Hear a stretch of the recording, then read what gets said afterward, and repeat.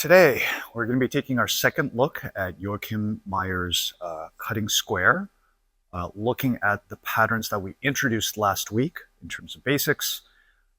And this week, we're going to be looking at what are the variations and what are the lessons in terms of some of the tactics that come out of these patterns.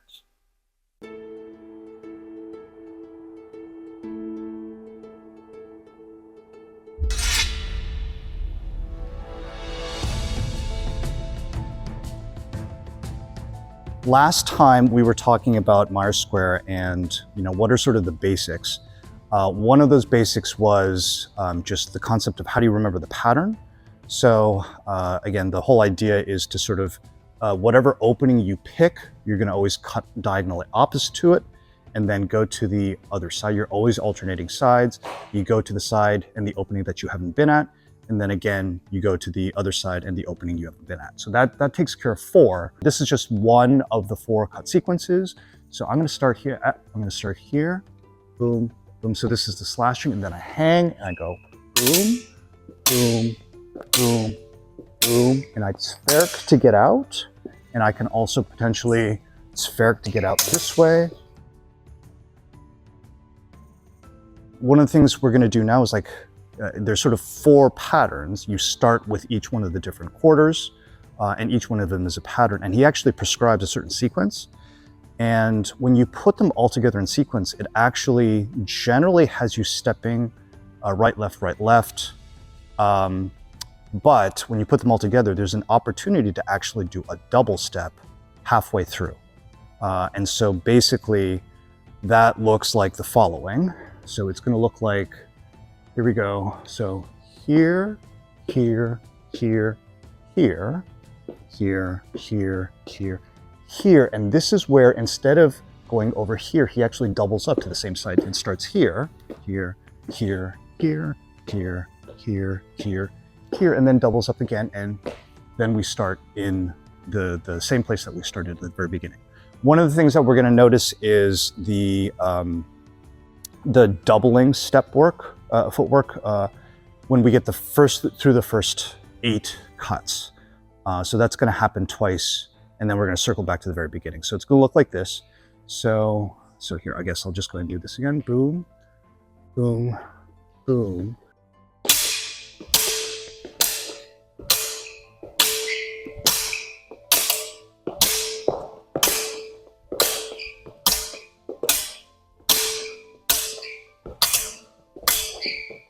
And then that puts us back to the beginning.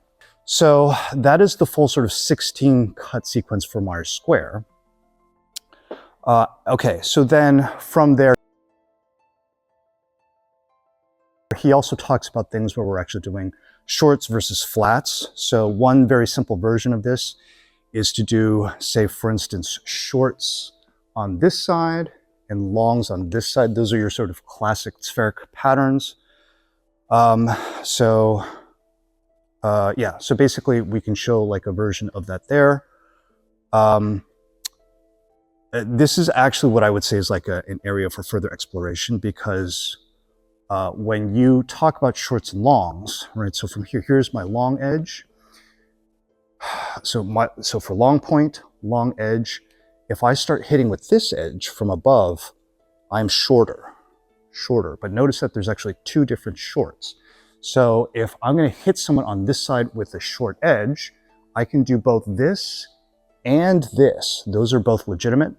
And you'll find as you kind of work through these different patterns, and I think that's one of the messages from Meyer. He's like, you got to be able to explore all of these, right? So you want to explore both of those short edges and see what happens. And one thing you'll find is like, if you're doing, here's the short edge that covers the center line. So this one's really good and safe. If you do this, you're coming from the outside now, you're not covering the center line. So it is less safe from that perspective. And it also makes the transitions kind of odd, right? So if I'm going to try to do that sequence, if I go here, then I have to go all the way around here to get to here, and then here, and then here. Not that they can't be done, but they're sort of awkward transitions. And this is the sort of thing that you want to kind of work through if you're trying to understand Meyer's square. So an easier transition, just as a starting point to think about short edges, would be short edge here, long, short, long, okay? So from here, if I'm a righty, so this is one of the things about Meyer, he talks about people assuming that they are righties, right? So from here's my inside line, here's my outside. So here's my outside flat, here's my inside flat. So to do that same sequence, I'm probably going to choose these flats.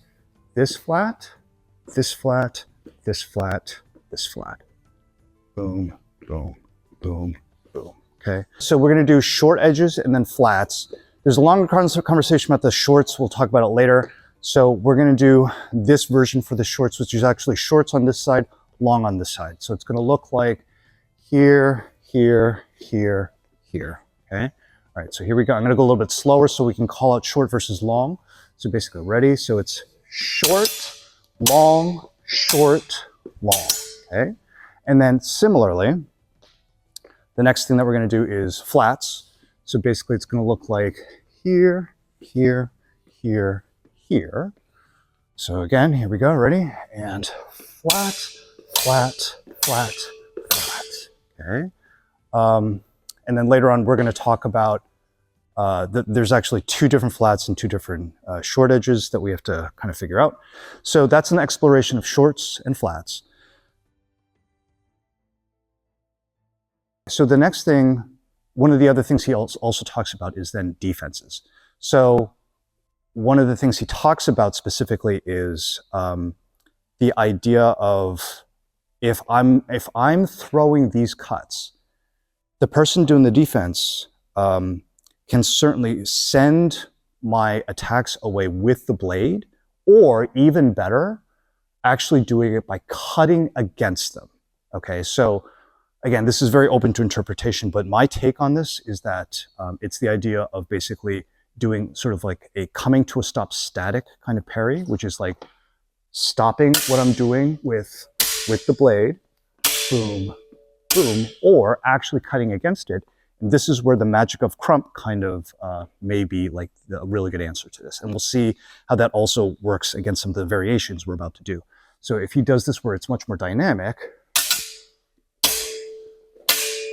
you can see if I am always alternating sides like that, crump, if we're doing it in a way where it doesn't stop and we're flowing back and forth, is a really good match in terms of how that works. So, okay. So the next bit here are what he talks about in terms of failures or deceptions, right? So if I'm going to deceive, he gives a couple sequences. One is to do 2 hits and then a failure, a feint, and then a hit. So it's going to be basically hit, hit, failure, hit, right? Boom, boom, fail, hit. So let's go ahead and do that one. So here we go. Hit, hit, fail, hit. Okay. Let's try and do that. Let's do that one more time. Ready? And hit, hit, fail, hit. Okay. And then he does another where he does hit, failure, failure, hit. So hit, failure, failure, hit. Okay. Hit. So basically hit, fail, fail, hit. Okay. So here we go. Hit, fail, fail, hit. Right. And this is where that footwork makes a big difference. And then another where he does failure, failure, hit, hit. So failure, failure, hit, hit. Fail, fail, hit, hit. Okay. All right. Here we go. Fail, fail, hit, hit. Crumps work really well there, particularly from the perspective of these are good ways to actually cause someone to kind of start falling behind on time if they're doing crumps. The Ablauffen techniques, right? So he's basically doing stuff where, let's see, so he's going to do a hit, failure, hit, okay? So basically, hit, failure, hit, right? So I do a long edge, short edge, spheric on the way out, fail, hit with the short, and spheric out, okay? So fail, hit. And then he also does one where he's actually doing a, I think an initial hit, hit, failure, hit on the way out. So basically, hit, failer, hit, short edge, and out. So hit with the long, fail with the short, hit with the short, and Zwerch out. So hit, fail, hit. Okay, here we go. So hit, fail, hit. Okay. So again, crumps make a really good amount of sense against those particular kind of entries with the running off, right? And again, running off is this kind of pattern, not this kind of pattern where you're cutting through. Now we get into some interesting nuances in terms of footwork. Okay, so everything we've been doing so far has been generally alternating sides. I can actually cross over, I can cross over, I can cross behind. And particularly with these crossing behinds, that means you can actually keep this hip forward, which means these tend to be faster rather than rotating every single time. And so now if we used to do, one of our patterns was basically doubling this way, right? So here, and on this step, I was basically doing preparation, not actually hitting. And now he's introducing ideas where you can actually hit, right? So here, boom, here, boom, here, boom.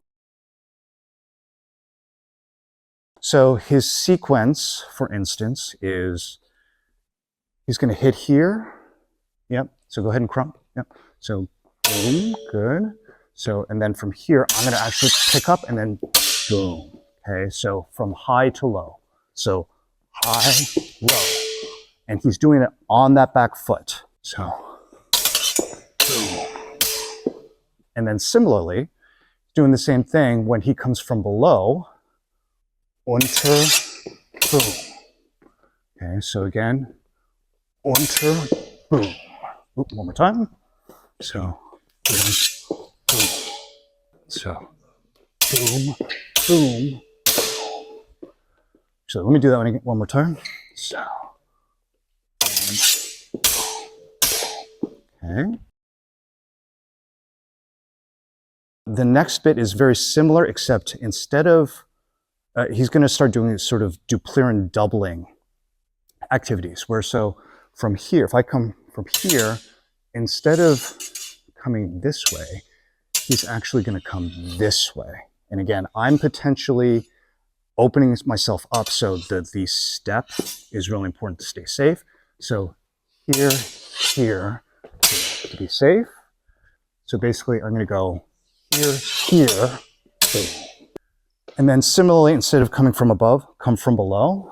So here, here, boom. So here. Okay, so from here, boom, boom, boom. We've been kind of steadily going this way, but staying on the opponent's side here. So if you put the sword out, now we're going to sort of violate that line and actually come here. So this would be what we would typically sort of think of as a shield. So what he's doing now is he's going to go shield here and then come over to the other side and go that way. Okay. So he's not prescriptive about the feet. We don't know if it's this. We don't know if it's this. But since he says from here he's going to do a double step, I'm choosing this foot. But, obviously play with both. It's basically from here, boom, boom. This sequence here is actually highlighting shield. So rather than coming, so here's center line, and rather than staying on this side of the center line, I'm actually trying to get here, right? So he actually throws this and then a double triangle to get here, okay? Okay, so here we go. And he, by the way, he's not clear on the feet. Could be this, but if it's a double triangle immediately afterward, makes sense that I'm gonna go here. So, boom. Okay. And then the very final piece is about winding. So, so we've kind of explored this already a little bit with the Dupliere stuff we just did, where we went here to here, and basically these kind of winding activities is a really sort of stepping stone to actually doing a lot of sort of inside-outside winding work. Right, so from here, rather than two people just kind of go into, from here, just kind of like playing this game all day long, So a lot of people will wind this way, right? And that's nice and safe. What I can also do, I can do this, which is going to incentivize him to actually come and, yeah, I'm not safe. So I invite this, but then I wind and then I can close it out, right? So it's a bit of an invite where I go from here, here, here, here, here, here, here, here.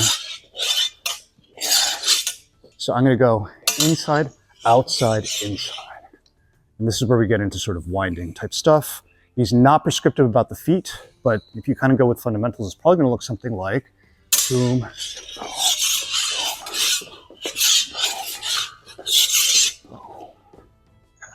All of this stuff that's after the stuff going on with the original foundation work is what he calls the craft, right? So once you get the basics of basic defense, basic attacks, then all of these variations that we've been talking about, that's what Meyer's talking about with the craft. So that is chapter 10, Joachim Meyer.